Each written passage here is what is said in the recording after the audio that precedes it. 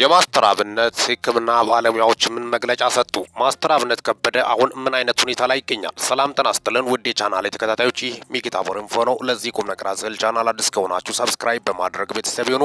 ይህንን ቪዲዮ ስጨርሱ ላይክ፣ ሼር እና ኮሜንት በማድረግም ላልሰሙት እንድዳርሱ ያደርጉ። እስከ መጨረሻው እንድታደምጡኝ በትህትና ጠይቃለሁ።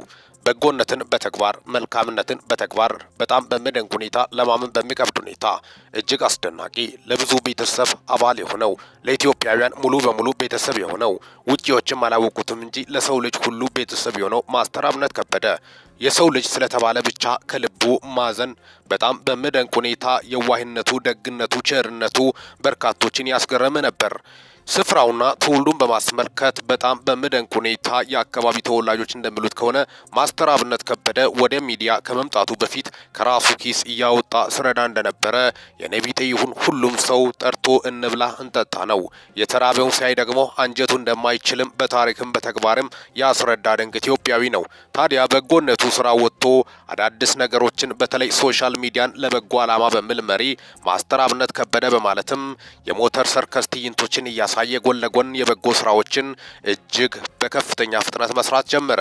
ይህ ደግሞ ምክንያቱም ባለሀብት የሆኑት ገንዘብ ያላቸው ደግሞም ይህን ነገር በጎ ስራ ለማጋራት ከባህር ማዶ ያሉት ቀና ኢትዮጵያውያን መልካም ደጋግ ኢትዮጵያኖች ያን ገንዘብ በመላክም እንዲረዱ ሌሎች እርዳታ የሚፈልጉ ኢትዮጵያኖች እንዲረዱ ከጎኑ እንዲቆሙም ነበር። ይህ አካሄዱ ታዲያ ታላቅና መርቂ ውጤትን በሶሻል ሚዲያ ይዞለት መጥቷል።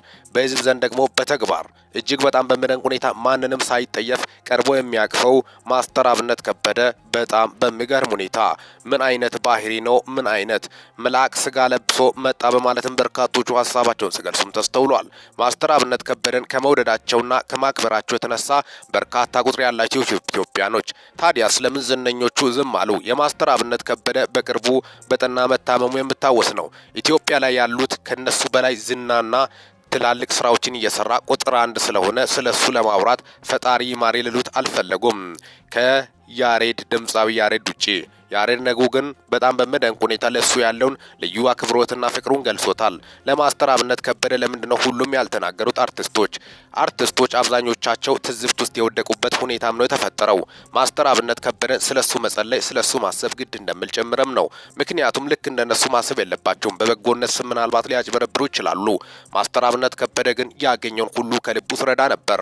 ማስተር አብነትን ደግሞ በጣም በሚገርም ሁኔታ ደጋግና አርቆ የሚያስቡት ኢትዮጵያኖች አንተ እኮ ለህዝብ ስትሮጥ እኮ ለራስ ላትኖር ነው፣ የልጅ አባትነ ቤተሰብ አለ በማለት ጎን ለጎን ደግሞ የምስጋና ብር ሲያስገቡለትም እሱን ደግሞ ሳፖርት የማድረግ የማስኬጃ በማለትም ለሱ ሲሰጡም ተስተውሏል። ለዚህም ነው ማስተር አብነት ከበደም በቅርቡ በጣም በሚያሳዝንና በሚያሳፍር መልኩ ፎቅ እየገነባ ነው በማለት ስሙን ሲያጠለሹ ለማጠልሸት ሲሞክሩም ተስተውሏል። በተለይ ሚዲያ ላይ ተቆርቋሪና ተጨነቅን የሚሉት በጣም በሚያሳዝን ሁኔታ አንድ ቀን በጎ እርዳታ ላይ ገንዘብ ሰጥቶ የማያውቁት ናቸው። እንደዚህ የማስተር አብነት ከበደ ይገለ የህዝቡን ገንዘብ እየታደረስክ ብለው የሚጠይቁት ራሳቸው ረድቶ የማያውቁትን የረዱት ገንዘብ ያወጡት ቢጠይቁ ያምርባቸዋል። ታዲያ በዛ ዙሪያ ማስተር አብነት ከበደ በሱ ዙሪያ በተነሳው አሜቶች ዙሪያ አፋቸውን ወጥቶ ማዘጋቱ የምታወስም ነው።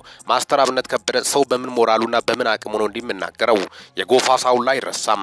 በዛው አፈር ተደራምሶ በርካታ ቁጥር ያላቸው ኢትዮጵያውያን ወንድሞቻችን እንደ ቅጠል በረገፉበት ሰዓት ላይ ከነሱ ጋር ሞትን ተጋፍጦ በጣም በሚያሳዝን ሁኔታ አስክሬንን ሲሸከም የዋለው ደከመኝ ሰለቸኝ ሳይል በጣም በሚያሳዝን ሁኔታ ታማሚዎች ከነበሽታ ጠረናቸው አቅፎ ሲያነባና ከነሱ ጋር አብሮ ሲቆም የተስተዋለ የገዛ ልጆቻቸው የተጠየፏት እናትን በመቅረብ በማቀፍ እኮ የተወጣው ማስተር አብነት ከበደ ነው።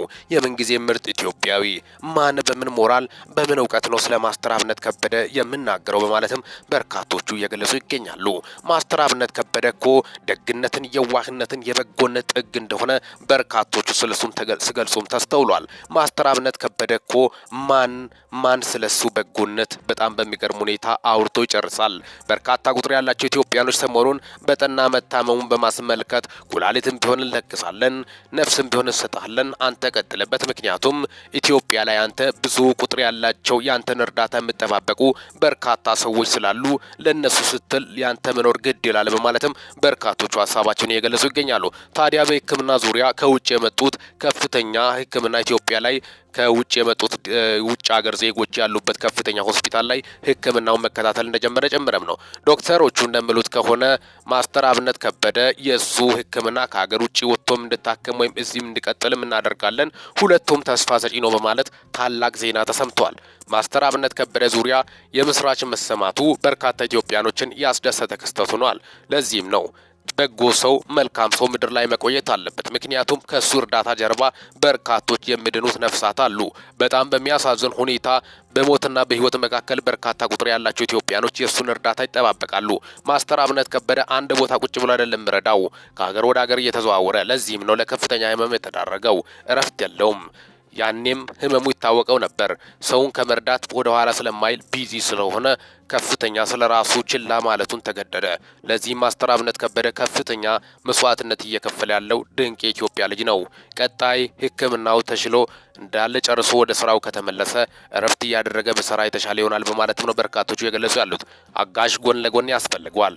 ብቻውን በጣም ይከብደዋል። ምክንያቱም እረፍት ያስፈልገዋል። እረፍት እየወሰደ ስራ መስራት እንዳለበት ጭምርም ነው። እሱ ሲኖር ነው ስራው የምሰራው በማለትም በርካታ ባለሙያዎችም ወጥቶ እየገለጹ ይገኛሉ። እስከ መቼ ከመጠን በላይ መስዋዕትነት ራስን እስከ ሞት መስዋዕትነት መክፈል እጅግ ልዩና ለሰው ያለውን አክብሮት ያሳየበት ክስተት ነው በማለት በርካታ ቁጥር ያላቸው ኢትዮጵያኖች ስለ ማስተር አብነት ከበደ በአሁኑ ሰዓት እግዚአብሔር ህይወት እንዲዘራ እንዲቀጥል ነፍሱ እንዳትለይ በስጋው ሆኖ በምድር ላይ ብዙ ነገር ስለሚያደርግ የሱን እርዳታ እንፈልጋለን። ማስተር አብነት ከበደ ከኛ ጋር መቆየት አለበት ግድ ይላል በማለት በርካቶች ጸሎት እያደረጉ እንደሚገኙ ጭምርም ጸሎታቸው ደግሞ እየተሰማ እንደሆነም ነው የመረጃ ምንጮቻችን የገለጹት። ዶክተሮችም ሕክምናው የመዳን ዕድሉ በጣም ሰፊ እንደሆነም ገልጸዋል። በርካታ ቁጥር ያላቸው ኢትዮጵያኖች በሳቱ ጨንቋቸው ነበረ። እሱም ወደ ደቡብ አፍሪካ ሄጄ እታከማለሁ ላልመለስ እችላለሁ በማለቱም በርካታ ኢትዮጵያኖችን ያስደነገጠ ክስተት ነበር። ዛሬ ግን የተሰማው ሕክምና ዙሪያ እጅግ አስደሳችና ተስፋ ሰጪ በህይወት የመቆየት እድሉ በጣም ሰፊ እንደሆነ ጭምርም ነው። ካንሰር የተባለው ውሸት እንደሆነም ነው በርካቶች እየገለጹ ያሉት። ከዚህ በፊት የካንሰር ታማሚ ነበር። እግሩ ላይ ኢንፌክሽን ፈጥሮ ወደ መቆረጥ ደረጃ ሲደርስ እግዚአብሔር እንደፈወሰም እርሱም በምስክርነት ወጥቶ መናገሩ በርካቶችን ያስገረመ ክስተት ሆኗል። ስለዚህ እግሩ ደርቋል። ሙሉ በሙሉ የተፈወሰበት በሽታ ዳግም እንዴት ሊመጣ ቻለ? እሱ የማይሆን ወሬ ነው። ምናልባት ሌሎች ደግሞ እያሉ ያሉት ኩላሊት ይላሉ።